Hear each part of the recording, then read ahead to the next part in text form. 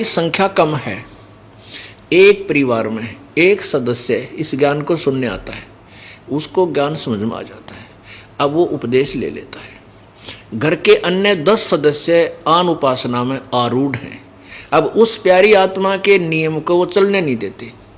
किस कहीं ना कहीं ये काल कोई ना लोक लाज बना के मजबूरी बना के उसके नियम को खंड करवा देता है। तो पुण्यात्मा, ये फाउल तो चाहे किसी प्रकार भी हो जा, वो फाउल ही है, काल का दाव लग जाता है, फिर उसको लाभ मिलना बंद हो जाता है। तो बेचारा वो लग भी रहा है, भक्ति भी कर रहा है, फिर भी कहता जी मुझे कोई विशेष लाभ नहीं हो रहा। मुझे पता है कि इसकी श्रद्धा भी खूब बेचारे की, लेकिन ये किसी ना किसी कारण से मर्यादा हीन हो चुका। उसको कहता हूँ भाई नाम दोबारा ले ले। इसका यही तरीका है अभी तो कि हम दोबारा नाम देते हैं ताकि ये फिर सुचारू हो जाए, कनेक्शन दे देते हैं भगवान का, प्रार्थना करते हैं प्रभु बालक है आपका, बच्चा है, बच्ची है आपकी, और बहुत पुण्य खाड़े में पा गया यूँ, क्योंकि सारा देश उलट हमारे थे, अब आप ही दया करोगे जब बात बनेगी। तो धीरे धीरे क्या होता, परमात्मा 1-2 सदस्य को और सहयोगी बना देता है, तब उस घर में कुछ क्रिया ठीक चलती है। उसके बाद उस घर में उभारा दिखने लगे। यदि आप सत्कर्म मानना, आज नाम ले लो, आपको किसी प्रकार की आपत्ति हो, घर में संकट हो या आपका किसी प्रकार का रोग हो, जब ना तुरंत ठीक हो जाए तो मैं संताई छोड़ दूंगा। लेकिन हम गलतियां इतनी कर देते हैं, ना चाहते हुए हो जाती हैं, क्योंकि मैं इस परमात्मा से बहुत परिचित हूं। सन 1988 से इस दास इसकी शरण में आया था। उस दिन के बाद जो मेरे साथ इन्होंने चमत्कार किए, मैं सोच भी नहीं सकता था। तो आपके साथ क्यों नहीं करेगा? वही भगवान, वही पावर। कहते हैं सतगुरु के दरबार में कमी का एक ही ना, और हंसा मौज निपा होता तेरी चूक चाकरी में। इस सच्चे दरबार में किसी वस्तु की कमी नहीं रहेगी। और तुझे परमात्मा आपके ऊपर मौज नहीं बख्श पा रहे हैं, तेरी कोई सेवा में कमी है, तेरी चाकरी में कमी है, तेरी कोई मर्यादा में त्रुटि है। अब ये जो नियम आपको फार्म के पीछे लिखकर दिए हैं, इनको जरूर पढ़ा करो। शुरू में दूसरा नाम लेने से पहले तो कई बार पढ़ा करो इस पीछे क्या लिख रखा है। आप या ना पढ़ सकते, किसी बालक तो पढ़वा ले। और इसकी विस्तृत जानकारी हमने भक्ति सौदागर को संदेश प्रथम भाग में प्रारंभ में लिखी हुई है, ताकि आप इस नियम से पूर्ण परिचित रहो और मार ना खाओ। अब जैसे हम आपको स्वाभाविक कहते हैं ये नहीं करना, वो नहीं करना, देवी देवताओं की पूजा नहीं करना। देखो, हम देवी देवताओं के विरोधी नहीं हैं। ब्रह्मा विष्णु महेश भी देवी देवताओं में आते हैं, अन्य देवताओं में। ये इस संसार रूपी वृक्ष की टहनी है, तीनों टहनी, और जड़ पूर्ण परमात्मा है। तो हम कोई पौधा आम का बीजेंगे तो जड़ की पूजा करेंगे, जड़ को मिट्टी में डालेंगे तो हम उसको सफल कर पाएंगे। हम ठीक प्रयत्न कर रहे हैं, अन्यथा हम उल्ट कर रहे हैं। अब देखिएगा, जैसे आप कोई आम का पौधा लाए नर्सरी तक, उसको कैसे बीजा जाता है, उसको ऐसे लगाया जाता है। उसको नीचे को मिट्टी में या गमले में जड़, उसकी जड़ें गाड़ दी जाती हैं और उस जड़ में सिंचाई की जाती है, जड़ की पूजा की जाती है। तो उस जड़ से फिर खुराक चलती है तना में, तना से इस मोटी डार में, डार से इन शाखाओं में, इन शाखाओं का फिर फल लगेंगे।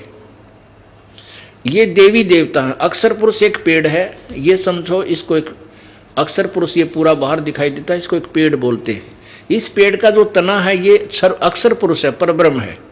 और ये मोटी डार निकली, ये क्षर पुरुष यानी ब्रह्म है। और ब्रह्म के आगे यानी क्षर पुरुष डार के आगे 3 शाखाएं हैं छोटी। ये रजगुण ब्रह्मा, सतगुण, रसगुण ब्रह्मा, सतगुण विष्णु, तमगुण शिव जी हैं। अब हम पूजा करेंगे इस जड़ की यानी पूर्ण परमात्मा कबीर जी की। तो यहाँ से खुराक चलेगी, हमारा संस्कार बनकर जाएगा परब्रह्म से ब्रह्म, ब्रह्म से ब्रह्मा विष्णु महेश के पास। तो ये हमें न चाहते हुए इन टहनियों का फल लगेंगे, क्योंकि हमने सेवा कर दी उस जड़ की, इसने वहाँ भेज दी खुराक।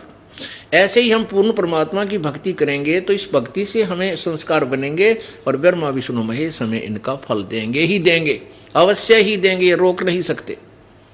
अब हम इन देवी देवताओं के विरोधी नहीं हैं, लेकिन हम क्या कर रहे हैं, हम इस चीज़ के विरोधी हैं कि आपने संसार रूपी पौधे को, आम के पौधे को उल्टा बीज दिया भक्ति रूपी पौधे को। आप टहनियों को तो नीचे जमीन में गाड़ ली, इनकी पूजा शुरू कर दी, जड़ छोड़ दी, जड़ ऊपर कर दी। आपका भक्ति रूपी पौधा नष्ट हो रहा है, ये सफल नहीं होगा। अब दास ये कहता है कि आप केवल ऐसे करो, ऐसे कर लो इसको, बस दैट्स ऑल। ये देवता भी हमारे साथ हैं, ये फल भी देंगे। ये जब देंगे जब हम ऐसे पूजा करेंगे, इस परम पिता की पूजा करेंगे, पूर्ण परमात्मा की। तो इसकी साधना ना करने से हम अपने जीवन को व्यर्थ कर रहे हैं। शास्त्र, ये शास्त्र विधि अनुसार साधना। तो जैसे हम जो कहते हैं आप उस तरह करोगे तो आप सफल होगे। हम कहते हैं देवी देवताओं की पूजा ना करके पूर्ण परमात्मा की भक्ति करो जिससे तुम्हें लाभ हो। यानी इस भक्ति रूपी इस पौधे को आप सीधा बीजो। परमात्मा कहते हैं माई मसाणी सेड शीतला भैरो भूत हनुमंत, साहेब से नारार है जो इनको पूजंत। परमात्मा क्या कहते हैं कि जो इन शीतला माता की, अन्य माताओं की और ये भैरव भूत हनुमान आदि की जो पूजा करते हैं, इनसे भगवान 100 कोस होता है। देवी देव ठाडे भये हमको ठोर बताओ। कबीर परमेश्वर कहते हैं जो मेरी शरण में आ जाता है, फिर ये देवी देवता मेरे पास आते हैं कि जो आपकी पूजा कर रहे हैं वो हमें नहीं पूछ रहे हैं, हमारी पूजाएं नहीं कर रहे हैं, हमें ठोर बताओ हम कहाँ जाएं। कबीर परमेश्वर उनको कहता है कि जो मुझको पूजे नहीं उनको लूटो खाओ। जो मेरी पूजा नहीं करते तुम उनको लूटो खाओ, उन पर बरवाओ पिंड और दरवाओ पाँचों लत्ते, जो भी बकवाद करनी वहाँ करो, लेकिन मेरी जिसने उपदेश ले लिया उसके निकट तुम मत चले जाना। अब हम क्या बताते हैं कि ये मर्यादा आपने रखनी होगी। आप नियम तोड़ देते हो, नो सोचो हो के फर्क पड़ा है, के फर्क पड़ा है, एक होका भर दूँ, के फर्क पड़ा है, एक दिन घर के भी राजी हो जाएंगे और श्याम जी भी पूज जाऊँगा। अरे तेरा गजब, हम बॉलीवुड से रोज़ बताने लग रही है नहीं पूजने, इनकी कति देखना भी जिनकी तरफ, ये पूज के छक ना लिया, हम बिरान माटी करवा रखी, सारा नाश होया पड़ा, फिर भी नो के एक दिन और पूज लिया, तो इससे प्रभु रुष्ट हो जाता है। अब क्या बताते हैं, जब सीता जी श्री राम और लक्ष्मण जी के साथ वनवास में थी, उन्होंने एक झोपड़ी बना रखी थी, कुटी बना रखी थी, और रावण ने सीता को उठाने का एक षड्यंत्र रचा था। रावण का मामा मारिच जो है एक सोने का मृग बन के सिद्धि से, और वहाँ दूर दिखाई दिया जहाँ सीता जी ने एक बगीची बो रखी थी, उसके फूलों फालों को तोड़न लग गया। उसकी सुंदरता पासक्त होकर कि सीता ने कहा कि ये मृग मुझे ला कर दो, जीवित या मृत। ज़्यादा हट कर ली उसने। तो श्री राम बोला लक्ष्मण मैं जाता हूँ और तू यहाँ रहना, क्योंकि जंगल का काम है और अकेली सीता को नहीं छोड़ना। श्री रामचंद्र जी आगे चले गए। वहाँ से आकाशवाणी की उस मृग मारीच ने तो कि हाय भाई मर गया, हाय लक्ष्मण मर गया। अब सीता ने सुन लिया बात कि तेरा भाई पर आपत्ति आ गई, तू जा लक्ष्मण। लक्ष्मण बोला मेरा भाई कोई मिट्टी का बना हुआ नहीं है कि मृग मार देगा, मेरा भाई नहीं मरा है, ये कोई चाल हो सकती है, तो मैं नहीं जाता। सीता ने उलाना दे दिया कि तू चाह है कि तेरा भाई मर जा और तू मुझे पत्नी बनाना चाहता, इस तरह के कुछ शब्द बोल दिए। अब वो जति पुरुष था, उस पर बात नहीं सहन हुई, कहने लगी क्या ठीक है मैं जाता हूँ। और उसने एक चारों तरफ एक रेखा खींच दी उस कुटिया के कि ठीक है इस रेखा से बाहर मत जाना, नहीं इसके अंदर रहना, तेरे पर कोई आपत्ति नहीं आएगी। सीता बोली ठीक है तू जल्दी जा, मैं नहीं जाऊंगी इस तो बाहर। इतने में रावण एक साधु का रूप बना करके आया और सीधा आ रहा कि माई आटा दे। सीता आटा लेकर चली कि लो जी आ जाओ ले जाओ। उस रेखा से इधर खड़ी थी 2-4 फुट, रावण आगे को चला उसको उठाने के लिए कि उठा लाता हूँ इसको फटाफट, बाहर तो आ गई है ये। तो जो ही उस रेखा के निकट आया तो रावण एकदम उल्टा हुआ, क्योंकि उसके अंदर से अग्नि की लपट निकली। रावण एकदम पीछे हो गया। अब रावण ने कहा कि यदि तूने आटा देना है तो माई बाहर आकर दे दे, नहीं तो मैं तुझे श्राप दे दूंगा और न्यों कर दूंगा। तो मुझे मारना चाहते थे, ये क्या तुमने जंतर मंतर कर रखा है। अब सीता ने सोचा कि फर्क पड़ा है, साधु तो है, ले इसको दे आती हूँ आटा, फिर आ जाऊंगी वापस। अब जो ही उसने रेखा से बाहर दूसरा कदम रखा था, उठा ली कंधे पे और लेकर भाग गया। अब क्या दुर्गति हुई सीता की, आप भी ब्रान माटी करवाई गेला, रामचंद्र और लक्ष्मण की लाखों लोग मरवा दिए उसे एक नादानी के कारण। तो पुण्यात्माओं, ये जो मर्यादा है इस काल के लोक में, तो आपने भक्ति करनी है या लक्ष्मण के सी रेखा समझ लेना। इसने पार करते ही काल तुम्हारा जो बक्कल तार देगा और भगवान से सैकड़ों दूर ले जाएगा। बहुत लंबी कहानी बन जाएगी। या तो लगो मत इस मार्ग पे, हमने कोई आवश्यकता नहीं यहाँ पर मर्यादाहीन प्राणियों, क्योंकि उनको नुकसान होंगे। फिर हमारी जो भगवान का जो है फिर महिमा कम बताने के हैं। और नाम ले रहा था, उसका क्या फायदा हुआ, देखो वो एक्सीडेंट में मर गया।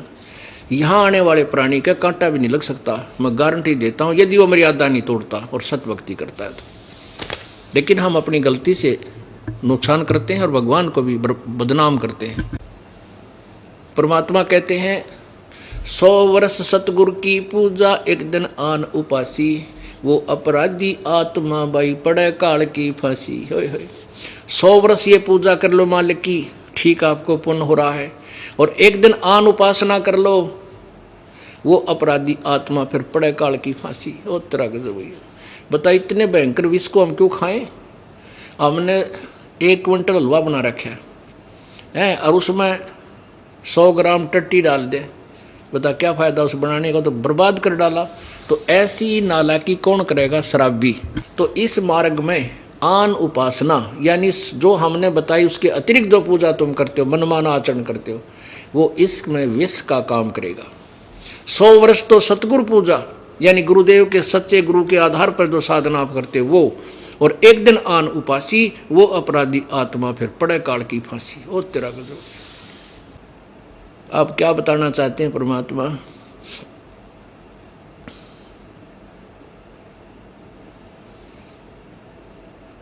नर नारायण देही पाके, उस दरगाह में मार पड़ेगी जम पकड़ेंगे बाही, वादन की मोय डरनी लगे लज्जा रे अकनाही। नर नारायण देहे पाके तू फेर 84 जाही, जा सतगुरु की मैं बलिहारी, जो जामन मरण मिटाई। ओह के ये इतना सुंदर शरीर नर नारायण। ओह, नारायण यानी भगवान और नर आप, स्त्री पुरुष का चोला मानव शरीर कहलाता है। कि नर उस परमात्मा जैसा शरीर पाकर, नर नारायण देही पाकर, परमात्मा भी हमारे जैसा है, हमरे ही उनिहार है, हमारा सिरजनहार। अभी तक हमने निराकार है, निराकार की गाटा जोड़ रखा था। भगवान तो वहाँ सतलोक में प्रकाश ही प्रकाश है, चेतन ही चेतन है। हम टिंडे लेंगे जहाँ भगवान ने कोई नहीं, प्रकाश से प्रकाश, प्रकाश है सूरज का देख लें दिन में, और बैटरी चसा लेंगे, देखना आती है बहुत प्रकाश है। तो हमने तो भगवान की तलाश है, भगवान साकार है, मनुष्य सदृश्य है, अंतर इतना है कि उनके शरीर का जो तेज नूर शक्ति वो हमारे से असंख्य गुना ज़्यादा है। हमारा भी वहाँ पर नूरी शरीर है, ऐसा ही वह माहौल है, ऐसा ही सृष्टि है, सब कुछ ऐसा ही है। लेकिन यहाँ मिट्टी का है, समझो 5 तत्वों से बना हुआ, वहाँ नूरी शरीर है, वहाँ का सोने का समझो शरीर है, वो नष्ट नहीं होता। कहते नर नारायण देह पाके तो फेर 84 जा। इतना सुंदर शरीर जिसमें बुद्धि दी भगवान ने, सुंदर आहार दे रखा, गर्मी सर्दी से बचने के लिए मकान बना ले, झोंपड़ी डाल ले, हैं अपनी भक्ति कर भाई। इन आपदाओं से बचने के लिए आपको बुद्धि दी है प्रभु ने कि कुछ व्यवस्था कर ले, समय पर आहार मिल जाता है। कोई शरीर में दुख होता है तो उसका ट्रीटमेंट करवाया जा सकता है। फिर कुछ दिन भक्ति करने के बाद आपके सारे दुख वैसे ही नष्ट होने लग जाएंगे, आपदा आएंगी नहीं। जब लग हंसा हमरी आना, काल लगे ना तेरा बाणा। जब तक हंस यानी मेरी पुण्यात्मा मेरी मर्यादा में रहेगी काल, तेरा तीर मेरे हंस पर नहीं लग सकता।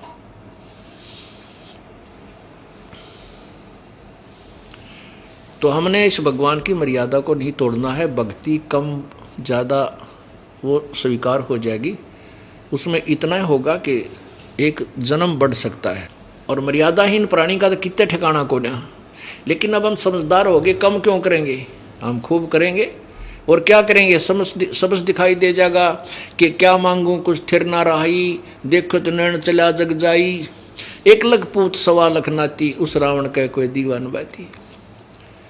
हम क्या मांगेंगे भगवान के दरबार में, एक प्लाट मिला भगवान, कोई प्लाट है तेनों के परमात्मा एक मकान बन जा, कोई बात ना। ये तो परमात्मा यहाँ तो आपको फ्री में मिलेंगे ये वस्तु। तो किसी का संतान नहीं है वो संतान मांग लेता है, किसी का पुत्र नहीं है पुत्र मांगने आता है, और निर्धन धन मांग लेता है। परमात्मा जब आपको ज्ञान हो जाएगा, परमात्मा कहेंगे भाई आपको ज्ञान हो जाएगा कि के मांगू कुछ स्थिर ना रहाई, देखत नैन चला जग जाई। आंखों के सामने दुनिया जा रही है, करोड़पति अरबपति ना जाने कितने एक्सीडेंट के अंदर मृत्यु होकर के और वहीं समाप्त हो जाते हैं, वो धरा रह जाता है सारा धन। तो ये ज्ञान हमें सत्संग से हो जाएगा, इस सत्संग से। ये सत्संग है जो आपको सुनाया जा रहा है, बाकी इस पृथ्वी पर कोई सत्संग नहीं है। आप इसको चाहे सत्य मानना या इस दास का अभिमान मानना, ये आपकी अपनी सोच होगी, लेकिन अभिमान नहीं, ये सच्चाई बता रहा हूँ। सत्संग नहीं है कहीं पर भी। उआबाई बकते हैं, आपको दिखाएंगे इन महापुरुषों के सोच विचार, कह का भी नहीं पता इनको भगवान के बारे में, और करोड़ों लोगों को वो गुमराह किए बैठे। तो आपको जब ज्ञान हो जाएगा, आप क्या मांगोगे फिर?